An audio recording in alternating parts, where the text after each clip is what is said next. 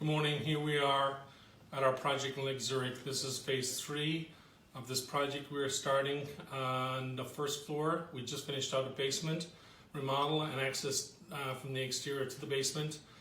And now we're going on the first floor. We're going to be expanding the kitchen behind me into the living room. The current dining room, which is over here, will become the new access to the basement. The family room over there will be remaining as is, but we're removing all the existing ceiling structure and reinforcing it because it doesn't meet today's code and it's sagging in the middle. We stripped down all the plaster, taken out all the insulation because it doesn't meet today's code. Plaster is 1.5 inches thick in the ceiling and it's all dropped to the floor. We're stripping it all out and taking it out to the dumpster. We're going to be putting up new 5/8 hardwood drywall. All the framing around this kitchen will be removed. This low-bearing wall here in the middle between the existing dining room and kitchen is going to go away. We're going to have an open floor concept kitchen, dining area, and this wall here is going to be moving over about 4 feet.